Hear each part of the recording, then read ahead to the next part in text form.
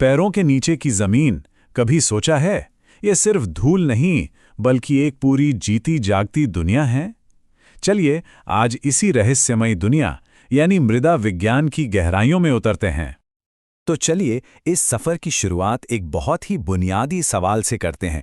मतलब मिट्टी असल में है क्या? क्या ये सिर्फ धूल और कंकड़ है या फिर इससे कहीं ज्यादा कुछ? तो सबसे पहले मिट्टी की पहचान को ही समझते हैं। मतलब ये आखिर बनी किस चीज से होती है? सोचिए, मिट्टी एक रेसिपी की तरह है। इसकी पहचान बनती है तीन मेन चीजों से। पहला है इसका फिजिकल गुण, मतलब इसकी बनावट कैसी है। फिर आता है केमिकल गुण, जैसे इसका पीएच लेवल क्या है। और तीसरा जो बहुत जरूरी है वो है इसका बायोलॉजिकल गुण, यानी इसमें रहने वाले वो करोड़ों छोटे छोटे जीव। अब जरा मिट्टी की बनावट को देखें तो ये काफी हैरान करने वाली है। सोचिए, सिर्फ आधा हिस्सा ही खनिज और ऑर्गेनिक चीजों से बना है। बाकी का पूरा आधा हिस्सा तो हवा और पानी से भरा होता है। और यही बैलेंस, यही संतुलन पौधों की जिंदगी के लिए सबसे जरूरी है। तो सवाल यह है कि ये इतना कॉम्प्लेक्स मिक्सचर आखिर बनता कैसे है। चलिए अब मिट्टी के लाइफ साइकिल पर एक नजर डालते हैं और समझते हैं कि ये आती कहां से है। देखिए, मिट्टी का बनना कोई एक दो दिन का काम नहीं है। ये हजारों साल चलने वाली एक बहुत धीमी प्रक्रिया है। ये शुरू होती है चट्टानों के टूटने से, फिर इसमें ऑर्गेनिक मैटर यानी जैविक पदार्थ मिलते हैं जिससे बनता है ह्यूमस, और फिर धीरे धीरे मौसम और छोटे छोटे जीवों के असर से समय के साथ एक उपजाऊ मिट्टी की परत तैयार हो जाती है। और पता है, इसी लंबी और अलग अलग प्रोसेस की वजह से भारत के हर हिस्से में अलग अलग तरह की मिट्टी मिलती है। जैसे उत्तर के मैदानों में जलोढ़ मिट्टी मिलती है, तो वहीं महाराष्ट्र में वो काली मिट्टी जो कपास के लिए इतनी मशहूर है। हर मिट्टी की अपनी एक अलग कहानी है, अपनी अलग खासियत है। तो ठीक है, हमने ये तो समझ लिया कि मिट्टी क्या है और बनती कैसे है। लेकिन अब सबसे बड़ा सवाल, यह हमारे खाने को, मतलब पौधों को पोषण देती कैसे है? ये बिल्कुल वैसा ही है जैसे हमें सेहतमंद रहने के लिए विटामिन्स और मिनरल्स चाहिए, है ना? ठीक वैसे ही पौधों को भी पोषक तत्वों की ज़रूरत होती है। कुछ पोषक तत्व जैसे कि नाइट्रोजन और फास्फोरस, ये तो उन्हें काफ़ी ज़्यादा मात्रा में चाहिए। और कुछ होते हैं जैसे लोहा और जिंक, जो चाहिए तो कम मात्रा में पर होते बहुत ही ज़रूरी हैं। तो सवाल ये उठता है कि ये पता कैसे चले कि मिट्टी में किस पोषक तत्व की कमी है?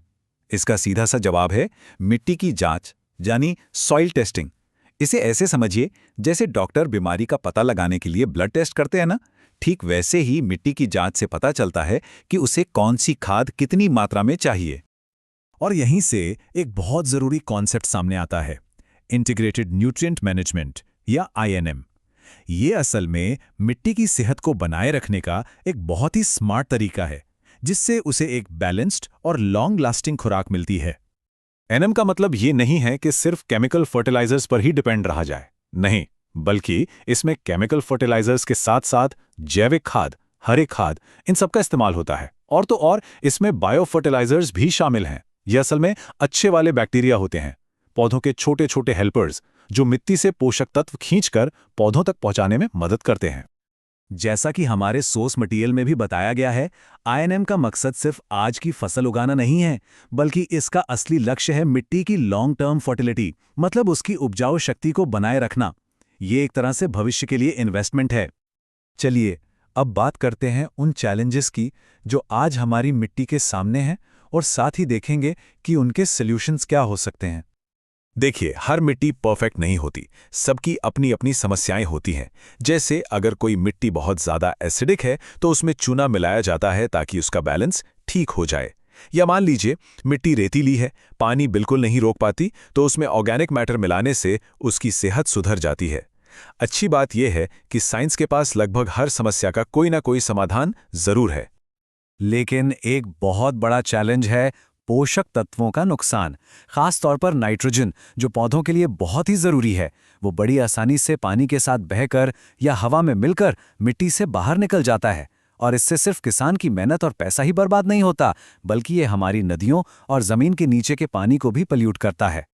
और देखिए, ये बात सिर्फ खेती या पोल्यूशन तक ही सीमित नहीं है।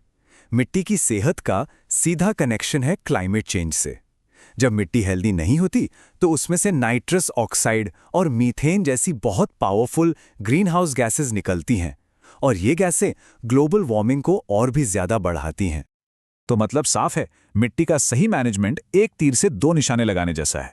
एक तरफ तो हमारी फसलें बेहतर होती हैं, पैदावार बढ़ती है, और दूसरी तरफ हम क्लाइमेट चेंज से लड़ने में भी एक बहुत बड़ा रोल निभाते हैं। तो आखिर में सारी बात इसी एक सवाल पर आकर रुक जाती है, हमारी मिट्टी, हमारा भविष्य। जिस जमीन पर हमारी पूरी जिंदगी डिपेंड करती है, उसकी देखभाल करना कोई ऑप्शन नहीं है, ये हमारी सबसे बड़ी जिम्मेदारी है। अब सवाल बस इतना है कि क्या हम सब इस जिम्मेदारी को निभाने के लिए तैयार हैं?